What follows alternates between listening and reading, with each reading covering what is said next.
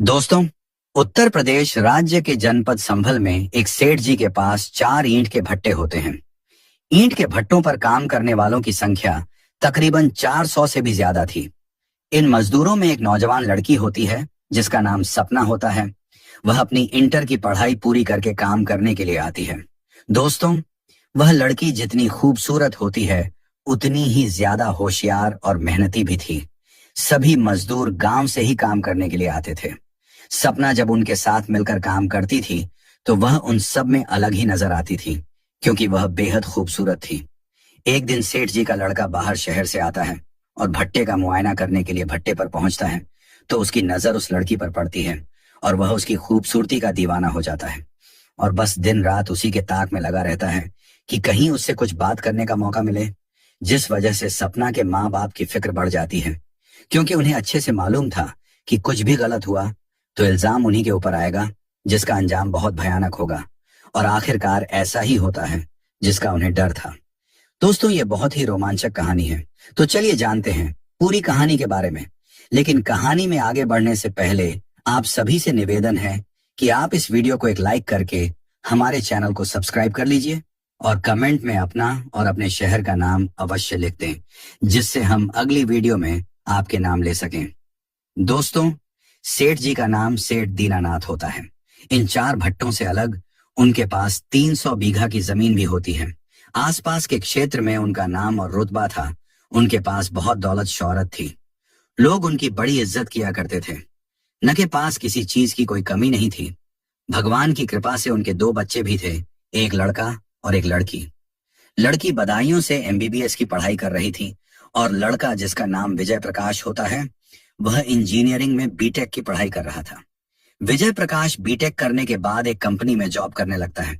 एक दिन सेठ जी उससे कहते हैं कि बेटा, यह प्राइवेट नौकरी छोड़ दो और हमारा जो व्यापार है उसको संभालो, इसे और आगे बढ़ाओ।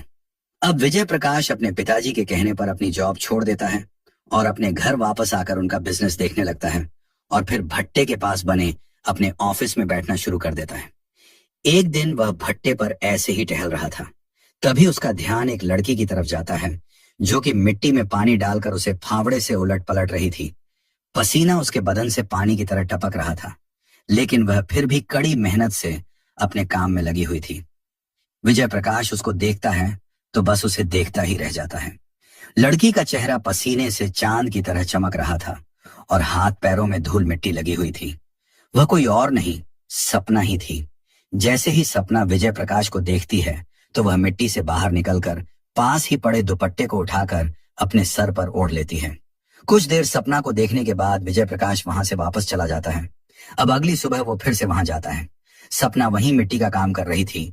जैसे ही उसकी नजर सेठ जी के बेटे पर पड़ती है तो वह फिर से अपना दुपट्टा उठाकर ओढ़ लेती है। दोस्तों, सपना ऐसे ही अपने माँ बाप के साथ काम में हाथ बटाया करती थी। विजय प्रकाश फिर तीसरे दिन जब भट्टे पर जाता है तो उसको सपना कहीं नहीं दिखाई देती है और ना ही उसके माँ बाप भट्टे पर होते हैं। वह पूरे भट्टे का कोना कोना छान लेता है, लेकिन सपना कहीं नहीं मिलती है। विजय उदास होकर वापस अपने ऑफिस लौट आता है। 10वें दिन जब वह फिर से जाता है तो वह लड़की उसको वहीं काम करते हुए दिखाई दे जाती है। उसको देखकर वह बहुत खुश हो जाता है और फिर उसके पास जाकर कहता है कि तुम कहाँ चली गई थी? तुम्हें मैंने कहाँ कहाँ नहीं ढूंढा। तो सपना कहती है कि कहीं नहीं, हम तो यही काम कर रहे थे। तो वह बोलता है कि मैं तो रोजाना यहाँ आता था, तुम तो मुझे कहीं नहीं दिखाई दी। इतने में वहां सपना के मम्मी पापा आ जाते हैं तो विजय प्रकाश उनसे पूछता है कि आप लोग यहाँ कितने समय से काम कर रहे हैं? तो सपना के पिताजी कहते हैं कि साहब, हमें यहाँ 15 साल हो गए हैं काम करते हुए। फिर वह सपना के बारे में जानकारी लेता है तो वह बताते हैं कि ये हमारी बेटी है।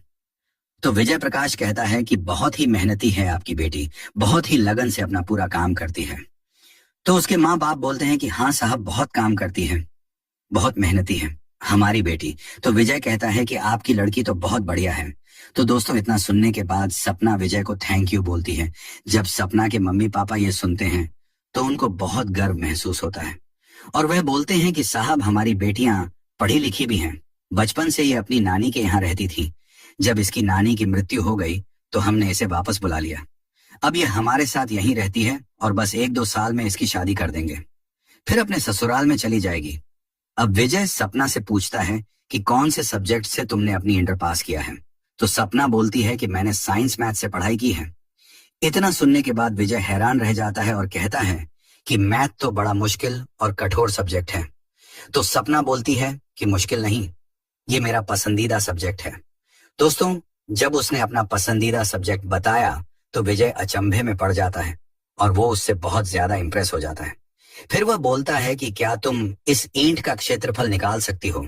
तो वह कहती है, ईंट क्या चीज है, मैं तो आपके पूरे भट्टे का क्षेत्रफल निकाल सकती हूँ। आप कहें तो इस भट्टे की चिमनी का क्षेत्रफल निकाल दूं। विजय भी पढ़ा लिखा था तो वह उसकी बातों को समझ जाता है और वह सपना से बहुत ज्यादा इंप्रेस हो जाता है। अब दोस्तों, सपना के माँ बाप भी वहीं खड़े उनकी सारी बात सुन रहे थे। फिर वह विजय प्रकाश से पूछते हैं कि साहब कैसी है, हमारी बेटी कुछ पढ़ाई लिखाई जानती भी है या नहीं। तो विजय बोलता है कि क्या ही बताऊं, आपको चाचा जी बहुत ही टैलेंटेड हैं।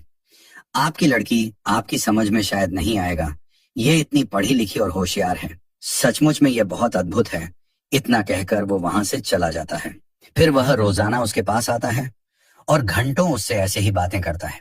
धीरे धीरे दोनों को आंखों आंखों में ही प्यार हो जाता है। अब 2-3 दिन के लिए विजय अपनी बहन जो बदायूं में पढ़ाई कर रही थी उससे मिलने के लिए चला जाता है। वहां से वह 3 दिन बाद वापस लौटता है और सीधे भट्टे पर सपना के पास पहुंच जाता है। आज सपना थोड़ी उदास दिख रही थी। फिर वह जब विजय को देखती है तो खुश हो जाती है और पूछती हैं कि आप बिना बताए कहाँ चले गए थे। तो उसने बोला कि बताने की क्या आवश्यकता है। तो सपना कहती है कि नहीं, यहाँ आपका कोई इंतजार कर रहा था। तो वह पूछता है, कौन। तो उसने बोला, और कौन आपका इंतजार कर सकता है। विजय समझ जाता है और बोलता है कि क्या तुम सचमुच मेरा इंतजार कर रही थी। तो फिर विजय कहता है कि यार मैं अपनी बहन से मिलने गया था, उसकी शादी जो करनी है उसके लिए लड़का भी देखने जाना है। तो सपना कहती है कि आपकी शादी कब होगी। तो विजय कहता है कि मैं तो पहले ही शादी कर चुका हूँ, मैं तो शादीशुदा हूँ। इतना सुनने के बाद सपना की आंखें नम हो जाती हैं। अब विजय उसकी ऐसी हालत देखता है तो उसके पास आकर कहता है कि क्या हुआ यार, मैं तो बस मजाक कर रहा था। तो सपना कहती है कि नहीं, आप मजाक नहीं कर रहे हो। तो विजय बोलता है कि मैं तुम्हारे सर की कसम खाकर कहता हूँ कि यार मेरी शादी नहीं हुई है, मैंने तो बस मजाक में ऐसे ही बोल दिया। सपना कहती है कि मैं कौन होती हूँ आपकी जो आप मेरी कसम खा रहे हो। दोस्तों, विजय उसका हाथ पकड़ लेता है और बोलता है कि तुम शायद नहीं जानती कि तुम मेरे लिए क्या हो। इसके बाद दोस्तों दोनों एक दूसरे की आंखों में खो जाते हैं और फिर एक दूसरे के गले लिपट जाते हैं।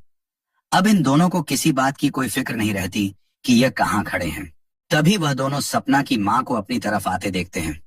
तो वह दोनों माँ को अपनी तरफ आते देख डर जाते हैं और जल्दी से एक दूसरे को छोड़कर पीछे हट जाते हैं।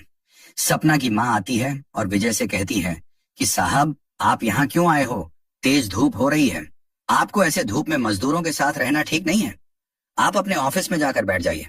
दोस्तों, विजय के वहां से जाने के बाद सपना की माँ उसको खबरदार करते हुए कहती है कि बेटी देखो, ये बड़े लोग हैं, इनके चक्कर में पड़ना सही नहीं है, ये बहुत खराब लोग होते हैं, हम तो इनका कुछ बिगाड़ भी नहीं सकते।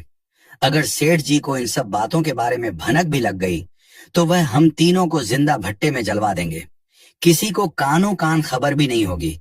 इसलिए यहाँ पर कोई अपनी नौजवान बहू बेटी को लेकर नहीं आता है, लेकिन हम तुम्हें यहाँ लेकर आए क्योंकि तुम पर हमें अटूट विश्वास था। लेकिन सपना, अगर तुम भी ऐसा ही करोगी तो हमारी इज्जत का क्या होगा। तुम इस तरह विजय से बात करती हो तो मुझे बहुत बुरा लगता है। इन लोगों की जिंदगी हमारी जिंदगी से अलग है, अपनी औकात में रहो बेटी, आगे विजय से मिलना बंद कर दो, ऐसा कुछ भी नहीं होना चाहिए। दोस्तों, सपना ने जिंदगी में पहली बार किसी से प्यार किया था, लेकिन इतनी फटकार के साथ उस पर रोक लगा दी जाती है।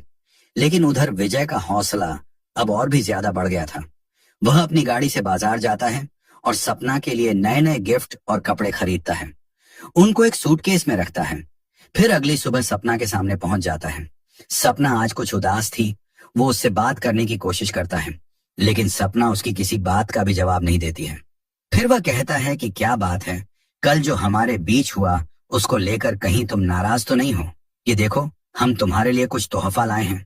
तो सपना उससे गुस्से में बोलती है कि साहब आप प्लीज मेरे पास मत आया करो, कल माँ ने देख लिया था तो मुझे बहुत खरी खोटी सुनाई थी।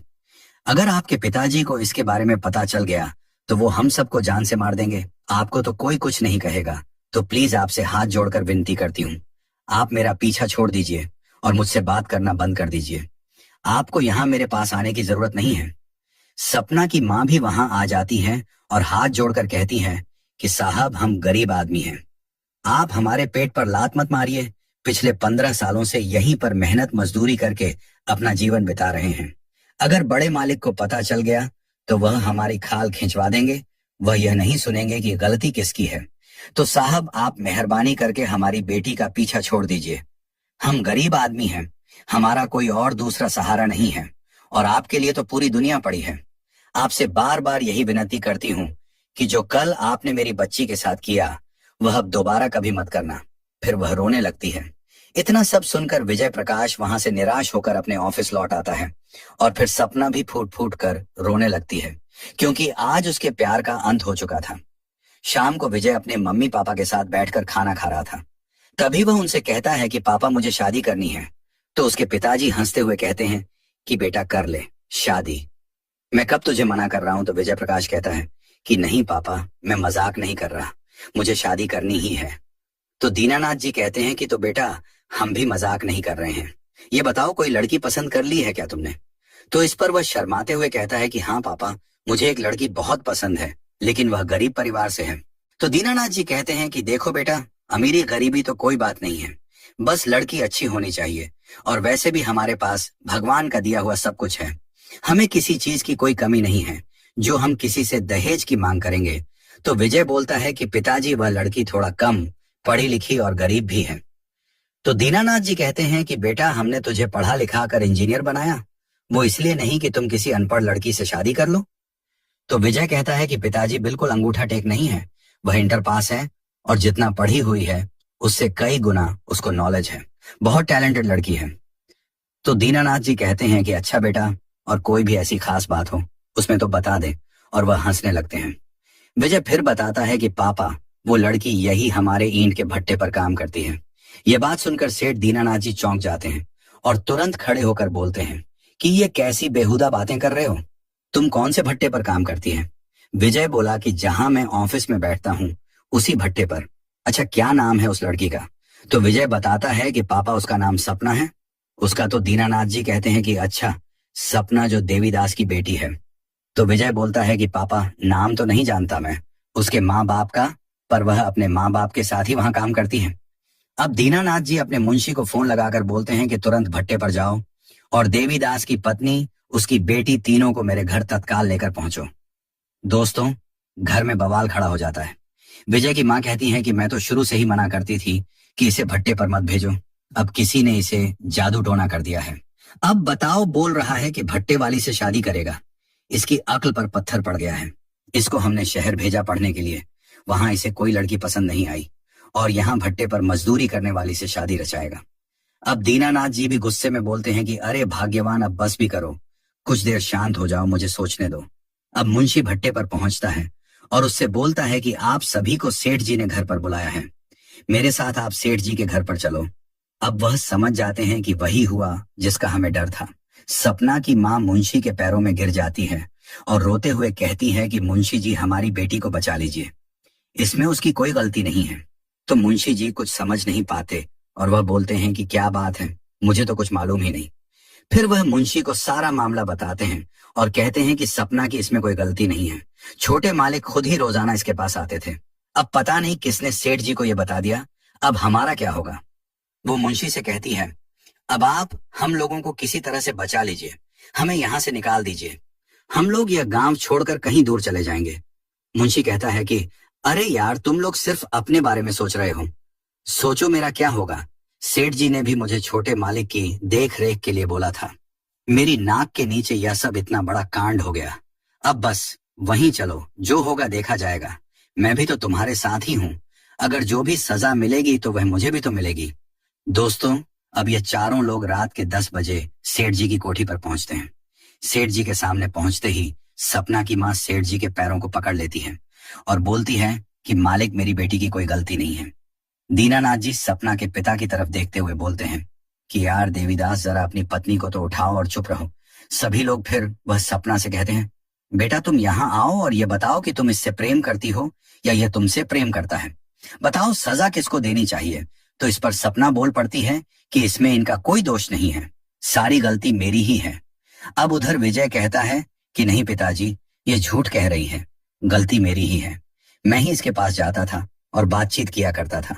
आप इसे कोई सजा नहीं दीजिए, ये लोग निर्दोष हैं। इतना सुनने के बाद सेठ जी हंसने लगते हैं और अपनी पत्नी को आवाज लगाकर बुलाते हैं और कहते हैं कि देखो, यही वह लड़की है, तुम देखो और बताओ सुंदर है या नहीं। विजय की मां सपना को देखती है तो बोलती है कि यह तो बहुत सुंदर है। तो वह बोलते हैं कि चलो ठीक है, तुम्हारा काम हो गया। ये सुंदर के साथ मेहनती और पढ़ी लिखी भी है। देवीदास और इनकी पत्नी, इन लोगों को मैं 15 सालों से यहाँ काम करते हुए देख रहा हूँ। इनकी ईमानदारी और हमसे वफादारी बेमिसाल है। मुझे तो इस रिश्ते से कोई भेदभाव नहीं है। मेरा अनुमान है कि सपना और विजय एक दूसरे से बहुत प्यार करते हैं और जिंदगी भर एक दूसरे के साथ सुखी रहेंगे। इसके अलावा हम लोगों को और क्या चाहिए। हमारा बच्चा खुश है तो उसी में हमारी भी खुशी है। अब जो सपना के माँ बाप होते हैं कहते हैं कि सेठ जी, हमारे पास देने के लिए कुछ भी नहीं है। तो सेठ जी बोलते हैं कि यार देवीदास, तुम मेरे आज समधी बन चुके हो, तो ये सब बातें मत करो। दोस्तों, इसके बाद सपना और विजय की बड़े धूमधाम से शादी हो जाती है और सपना भी अब अपने आगे की पढ़ाई फिर से शुरू कर देती है। दोस्तों, सेठ जी और विजय प्रकाश के बारे में आपका क्या ख्याल है? सेठ जी क्यों इतने जल्दी अपने बेटे की शादी के लिए मान जाते हैं? कमेंट करके जरूर बताना। तो दोस्तों, यह थी आज की कहानी। अगर आपको जरा भी पसंद आई हो तो वीडियो को लाइक कर दें और आपसे एक ही विनती है कि चैनल को भी सब्सक्राइब कर लें, जिससे हमारा हौसला बढ़ता रहे। मिलते हैं एक नई वीडियो के साथ, तब तक के लिए जय हिंद जय भारत। भूखे बच्चे ने सिर्फ एक रोटी मांगी थी। करोड़पति व्यक्ति ने जवाब में कुछ ऐसा किया जिससे इंसानियत भी शर्मिंदा हो गई और फिर जो हुआ जिसकी किसी ने कल्पना भी नहीं की थी। दोस्तों, ना वो बच्चा जानता था और ना वो अमीर आदमी कि एक छोटी सी भूख एक पूरी कहानी को जन्म दे देगी। एक ऐसी सच्ची घटना जो रूह को झकझोर देगी। आखिरकार क्या हुआ था उस दिन? क्यों एक रोटी जिंदगी की सबसे बड़ी वजह बन गई? पूरी कहानी जानने के लिए वीडियो को आखिर तक जरूर देखें। साथ ही वीडियो पर लाइक करें, चैनल को सब्सक्राइब करें और कमेंट में अपना और अपने शहर का नाम जरूर लिखें, जिससे हम अगली वीडियो में आपके नाम ले सकें। दोस्तों, कभी कभी जिन चीजों को हम फेंक देते हैं वही किसी की जिंदगी का आखिरी सहारा होती है। दोस्तों, यह सच्ची कहानी उत्तर प्रदेश राज्य के आगरा जिले की है, जहां सुबह सुबह शहर के एक कोने में एक पुरानी सी चाय और ब्रेड पकोड़े की दुकान पर एक 10 साल का बच्चा बैठा हुआ था। कपड़ों पर हल्की धूल थी, चेहरे पर मासूमियत और आंखों में कुछ ऐसा राज था जिसे कोई समझ नहीं पा रहा था। दुकानदार फिलहाल कहीं बाहर गया हुआ था, इसलिए बच्चा अकेले बैठा था। तभी एक सफेद कार से उतरा एक सादा मगर बेहद सभ्य और सलीकेदार नौजवान। नाम था अजय शर्मा। उम्र लगभग 28 साल। पहनावे से कोई बड़ा अफसर या बिजनेसमैन लग रहा था, लेकिन चेहरे पर अकड़ नहीं बल्कि एक अपनापन और शांति झलक रही थी। वो अक्सर छोटे स्टॉल से खाना खाना पसंद करता था, क्योंकि उसे लगता था कि जब हम छोटे दुकानदारों से कुछ खरीदते हैं तो सिर्फ खाना नहीं, किसी की उम्मीदें भी बचाते हैं। अजय ने इधर उधर देखा और पूछा, भाई साहब हैं क्या? बच्चा हल्के से बोला, अंकल वो कुछ सामान लेने गए हैं, आप चाहे तो इंतजार कर सकते हैं। अजय मुस्कुराया और बोला, बिल्कुल बेटा, पर मुझे बहुत भूख लगी है, क्या ब्रेड पकोड़े मिल सकते हैं? बच्चे ने कुछ नहीं कहा, सिर्फ चुपचाप उसकी तरफ देखा और फिर कुछ पल रुककर धीमी आवाज में बोला, साहब आप मत खाइए, ये ब्रेड पकौड़े ये आपके लिए नहीं है। अजय यह सुनकर चौंक गया और हैरानी से उसकी तरफ देखने लगा और बोला, क्यों बेटा, इनमें कुछ गड़बड़ है क्या? बच्चा फिर कुछ नहीं बोला। अजय उसके पास जमीन पर ही बैठ गया और बहुत नरमी से बोला, बेटा क्या बात है, क्या इन पकौड़ों में कुछ खराबी है? मुझे सच सच बताओ जो तुम मुझसे मना कर रहे हो। फिर बच्चे ने बड़ी मासूमियत से अपनी भीगी आंखें अजय की आंखों में डालकर कहा, नहीं साहब, खराब नहीं है, पर अगर आपने खा लिए तो आज मैं और मेरी छोटी बहन शायद भूखे ही सोएंगे। यह सुनते ही अजय जैसे सुन्न हो गया। उसका दिल एकदम से कांप उठा और बोला, बेटा तुम कौन हो? क्या यह दुकान तुम्हारे पापा की है? बच्चा थोड़ी देर चुप रहा, फिर बोला, नहीं अंकल, ये दुकान तो दीनदयाल अंकल की है। वह हमें रोज शाम को जो बच जाता है वह खाने को दे देते हैं। मेरे पापा अब कहीं काम नहीं करते। मम्मी को कैंसर था, वो 1 साल पहले चली गई। पापा मम्मी के जाने के बाद बहुत बदल गए हैं। अब ज्यादातर टाइम शराब पीते हैं और कई कई दिन घर ही नहीं आते। मैं और मेरी बहन पूजा बस ऐसे ही दिन काट रहे हैं। स्कूल भी छूट गया है, पर क्या करें, उसे भूख बहुत लगती है। छोटी है ना। इतना कहते कहते बच्चे की आवाज भर गई और उसकी आंखें पूरी तरह भीग गईं। अजय की आंखें भी अब नम हो चुकी थीं। उसने जेब से रुमाल निकाला और अपनी आंखें पोंछते हुए कहा, बेटा सबसे पहले तो ये ब्रेड पकौड़े तुम खाओ, और तुम्हारी बहन को भी खाना चाहिए। दुकानदार आएगा तो मैं पैसे दे दूंगा। बच्चा मना करता रहा, नहीं साहब अंकल, वैसे ही हमें दे देते हैं, आप क्यों खर्च करोगे। लेकिन अजय जिद पर अड़ा रहा, बेटा भगवान ने मुझे इसी दिन के लिए थोड़ा ज्यादा दिया है ताकि मैं ऐसे बच्चों के लिए कुछ कर सकूं। इतने में वो लड़की भी आ गई। छोटी दुबली पतली सी, पांव में टूटी चप्पल, गले में एक पुरानी सी माला, नाम था पूजा। राजू ने मुस्कुराकर उसे ब्रेड पकौड़ा दिया जैसे कोई खजाना मिल गया हो। कुछ देर बाद दीनदयाल अंकल भी आ गए और सारा माजरा समझने पर जब उन्हें अजय की मंशा और बच्चों की हालत का पता चला तो वह खुद भी कुछ देर शांत खड़े रहे। उन्होंने कहा, साहब जब तक मेरे पास ब्रेड पकौड़ा रहेगा ये बच्चे भूखे नहीं रहेंगे, लेकिन हाँ, मदद आपकी जैसी कोई नहीं कर सकता। अजय ने अपने बटुए से 2,000 रुपए निकालकर दुकान में रख दिए और कहा, ये बच्चों के खाने के नहीं, उन सभी के लिए है जो भूखे पेट सो जाते हैं। पर बोलते कुछ नहीं। यह सुनकर वहां खड़े 2-3 और लोग भी भावुक हो गए और फिर कुछ ऐसा हुआ जो इन बच्चों की जिंदगी हमेशा के लिए बदल देने वाला था। अजय का दिल अब बेचैन हो चुका था। उस बच्चे की मासूमियत, उसकी भूख, उसकी आंखों की चुप्पी, सब कुछ उसे भीतर से झकझोर चुका था। उसने दीनदयाल जी से धीमे स्वर में कहा, क्या आप मुझे इन बच्चों के घर तक ले चल सकते हैं। दीनदयाल थोड़ा चौंके, बोले, साहब घर तो कहने को है, लेकिन आप चलिए, मैं दिखा देता हूँ। तीनों, अजय, दीनदयाल और दोनों बच्चे धीरे धीरे उस तंग गली की ओर बढ़े जहां बच्चे रहा करते थे। सड़क की दोनों ओर झोपड़ियां थीं। उन्हीं के बीच एक टूटी सी झोपड़ी के सामने बच्चे रुके। अजय ने जब उस झोपड़ी के अंदर झांका तो उसके कदम जैसे जम गए। हो ना कोई बिस्तर, न ढंग की चादर, न बिजली, न पंखा, बस एक मिट्टी का चूल्हा और दीवार के सहारे टिक कर रखी हुई 2 खाली स्टील की प्लेटें। अजय को ऐसा लगा जैसे किसी ने उसका कलेजा निचोड़ दिया हो। वह एक पल को अंदर गया, हाथ से छू कर देखा। जमीन पर पड़ी एक बोरी ही बच्चों का बिस्तर थी और कुछ टूटी किताबें एक कोने में सिमटी पड़ी थीं। उसने खुद से कहा, अगर आज मैं चुप रहा तो मेरा इंसान होना अधूरा रह जाएगा। तभी बगल की झोपड़ी से एक वृद्ध महिला निकली, झुकी कमर, सफेद बाल और आंखों में ममता का समंदर, बोली, बाबूजी आप इनके लिए आए हैं। मैं जानती हूँ इन बच्चों का क्या हाल है। इनकी माँ मेरी बहन जैसी थी, जब तक जिंदा थी सब कुछ ठीक था, लेकिन जब से ऊपर वाला उन्हें ले गया ये बच्चे जैसे अनाथ हो गए हैं। इनका बाप अब शराब में डूब चुका है, कई बार रात भर आता ही नहीं। अजय ने उस वृद्ध महिला के हाथ पकड़कर कहा, अम्मा क्या आप इन बच्चों की देखभाल कर सकती हैं। मैं आपको हर जरूरी मदद करूंगा, बस इतना भरोसा दिलाइए कि यह बच्चे अब भूखे न सोएं। अब अम्मा की आंखों से आंसू बहने लगे और हल्की आवाज में बोली, बेटा बच्चों को पालने के लिए रिश्ता नहीं, ममता चाहिए होती है, और वो मेरे पास है। मैं इन बच्चों को अपने पोते पोती जैसा मान लूंगी। अजय ने जेब से 10,000 रुपए निकाले और अम्मा को दे दिए और कहा, अम्मा ये कुछ शुरुआती मदद है, स्कूल की फीस, कपड़े, खाना सब कुछ मैं देखूंगा। हर हफ्ते आकर मिलूंगा और इनका भविष्य मैं बदल कर रहूंगा। अम्मा की आंखें सजल थीं, लेकिन अब उनमें उम्मीद की लौ चमक उठी थी। अजय ने उसी दिन एक लोकल स्कूल में जाकर इन बच्चों का दाखिला करवाया। कुछ कपड़े, एक टेबल, एक पंखा और एक सोलर लाइट की व्यवस्था की, और जाते जाते वह दोनों बच्चों के सिर पर हाथ रखकर बोला, तुम दोनों को अब किसी से डरने की जरूरत नहीं है। तुम्हारी भूख, तुम्हारी पढ़ाई और तुम्हारा भविष्य अब मेरी जिम्मेदारी है।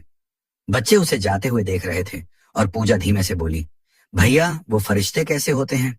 राजू ने जवाब दिया, शायद ऐसे ही होते हैं। 4 दिन बीत चुके थे। राजू और पूजा अब अम्मा के साथ रह रहे थे। सुबह स्कूल जाते, शाम को पढ़ाई करते, और अब उनके चेहरे पर वो मासूम सी मुस्कान लौट आई थी जो कब की खो चुकी थी। घर में अब उजाला था। फिर एक शाम को झोपड़ी के बाहर किसी के डगमगाते कदमों की आवाज आई। अम्मा ने दरवाजा खोला, सामने वही था राजू और पूजा का पिता विनोद, चेहरे पर थकान, कपड़ों पर धूल और झुकी हुई गर्दन। विनोद नशे में नहीं था, लेकिन वह नशे के असर से टूटा हुआ इंसान जरूर लग रहा था। उसने धीरे से पूछा, बच्चे कहाँ हैं? पूजा दरवाजे के पीछे से निकल कर आई और पहली बार उसके होठों पर डर की जगह एक सुकून था। विनोद ने झोपड़ी के अंदर झांका और वो जो उसने देखा वो उसकी आंखों को यकीन नहीं हुआ। घर में सोलर लाइट जल रही थी, टेबल पर किताबें रखी थीं, बच्चों के पास नए बैग थे और अम्मा उन्हें पढ़ा रही थी।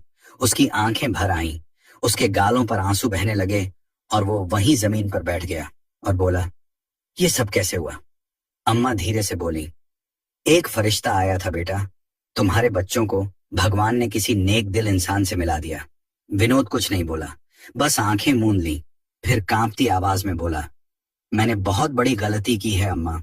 पत्नी के जाने का दुख तो था, पर मैंने बच्चों से भी मुंह मोड़ लिया, शराब में सब कुछ डुबो दिया। क्या अब भी कुछ बचा है? सुधारने को अम्मा ने उसके कंधे पर हाथ रखा और कहा, जितनी जिंदगी बची है उतनी बहुत है। अगर तुम चाहो तो फिर से बाप बन सकते हो, सच्चा बाप। विनोद ने उसी पल एक वादा किया कि आज से वह शराब को हाथ नहीं लगाएगा और वह मजदूरी करेगा, ईमानदारी से कमाएगा और बच्चों को खुद संभालेगा। वो अगले दिन ही सुबह सवेरे पास के निर्माण स्थल पर काम ढूंढने निकल गया। काम मिला पर मजदूरी थोड़ी थी, पर मेहनत सच्ची थी। हर रोज शाम को जब वो घर लौटता तो बच्चों के लिए कुछ ना कुछ जरूर लाता और कभी उनका होमवर्क देखता, कभी उनके पैरों की धूल साफ करता। वह फिर से पिता बनना सीख रहा था। 20 दिन बीत चुके थे। अब इन 20 दिनों में बहुत कुछ बदल चुका था। राजू और पूजा अब रोज स्कूल जाते थे, उनके कपड़े साफ होते थे, टिफिन में अम्मा के हाथों से बना खाना होता था और सबसे बड़ी बात, उनके पिता विनोद अब हर सुबह मजदूरी पर जाया करते थे। उसके हाथों में छाले थे, बदन पर थकावट थी, लेकिन अब उसकी आंखों में शराब की लालिमा नहीं, बच्चों के लिए कुछ कर गुजरने की चमक थी। हर दिन वो सुबह सबसे पहले भगवान के सामने सिर झुकाता और कहता, हे ऊपर वाले, आज सिर्फ मेरी मेहनत चले, कोई बहाना नहीं। और फिर आया वो दिन जिस दिन अजय दोबारा उस गली में पहुंचा। अजय के साथ एक बैग था, उसमें बच्चों के लिए किताबें थीं, कुछ जरूरी चीजें। लेकिन जब वह झोपड़ी के पास पहुंचा तो कुछ ऐसा देखा जिसे देखकर वह खुद कुछ पल के लिए वहीं थम गया। झोपड़ी के बाहर विनोद बैठा था, मिट्टी से सने हाथ, माथे पर पसीना और पास में रखा हुआ दोपहर का खाना। राजू पास में बैठा होमवर्क कर रहा था और पूजा विनोद के कंधे से लिपटी हुई थी। अजय कुछ पल खड़ा रहा, फिर धीरे से आवाज दी, विनोद जी। विनोद ने जैसे ही मुड़कर देखा, एकदम से खड़ा हो गया और झिझकते हुए बोला, साहब, आपने इतने दिन बाद आए हो? तभी अजय मुस्कुराया और बोला, मैं देखना चाहता था कि बच्चों के पिता में कोई बदलाव आया कि नहीं, या फिर पहले जैसा शराब के नशे में धुत है। विनोद ने आंखों में नमी लिए जवाब दिया, साहब, मैं आज खुद को झोपड़ी से इंसान बनने की कोशिश कर रहा हूं और यह सब सिर्फ आपकी वजह से है। अगर उस दिन आपने राजू की बात नहीं सुनी होती तो शायद आज मैं भी कहीं नशे में पड़ा होता और मेरे बच्चे कहीं फुटपाथ पर। इतना कहकर वो अजय के पैरों में झुकने लगा, लेकिन अजय ने फौरन उसे थाम लिया। नहीं विनोद जी, आप अपने बच्चों के लिए जो कर रहे हैं वो दुनिया का सबसे बड़ा काम है। मैं बस एक जरिया था, असली बदलाव आपने खुद किया है। अजय ने राजू के सिर पर हाथ रखा और राजू को गोद में उठाया और कहा, अब तुम्हें डरने की जरूरत नहीं है। तुम्हारे पास अब एक मजबूत पिता है और जब तक मैं जिंदा हूं तुम्हारे साथ हूं।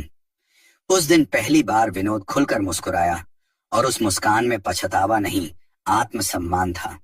वक्त बीतता गया, गली की वह टूटी फूटी झोपड़ी अब भी वही थी, लेकिन उसके अंदर रहने वाले लोग अब बिल्कुल बदल चुके थे। विनोद अब हर सुबह उठकर काम पर निकल जाता था।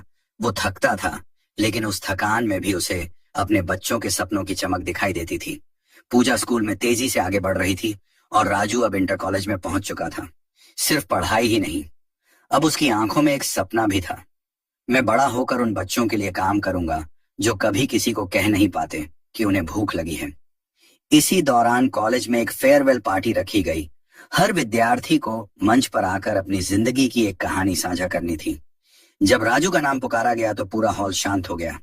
वह मंच पर पहुंचा, हाथ में माइक लिया, कुछ पल आंखें बंद रखी और फिर बोला, मैं कोई स्पेशल नहीं हूं, मैं उसी गली से हूं जहां हर तीसरे घर में भूख और अंधेरा एक साथ बैठते हैं। मैं वही बच्चा हूं जो एक दिन ब्रेड पकौड़े की दुकान पर बैठा था और एक अमीर आदमी से कहा था, साहब ये आपके लिए नहीं है, क्योंकि उस दिन अगर वह पकौड़े बिक जाते तो मेरी बहन भूखी सो जाती। अब पूरे हॉल में जैसे सन्नाटा छा गया। मेरी माँ की मौत ने मेरे पिता को तोड़ दिया था और उनकी टूटन ने हमें लगभग बर्बाद कर दिया था। लेकिन एक अनजान इंसान एक फरिश्ता बनकर हमारी जिंदगी में आया और उसने सिर्फ हमें खाना नहीं दिया, हमें जीने की वजह दे दी। आज मैं जिस मंच पर खड़ा हूं वो सिर्फ मेरी मेहनत का नहीं, उस एक इंसान की संवेदनशीलता का फल है। अगर वह ना होता तो शायद मैं जेबें काट रहा होता या सड़क पर पड़ा होता। मैं जानता हूं कि यह दुनिया सबको एक जैसी नहीं मिलती, लेकिन अगर एक इंसान एक भूखे बच्चे को देख ले तो शायद एक कहानी बदल सकती है। इतना कहकर राजू की आवाज रुक गई।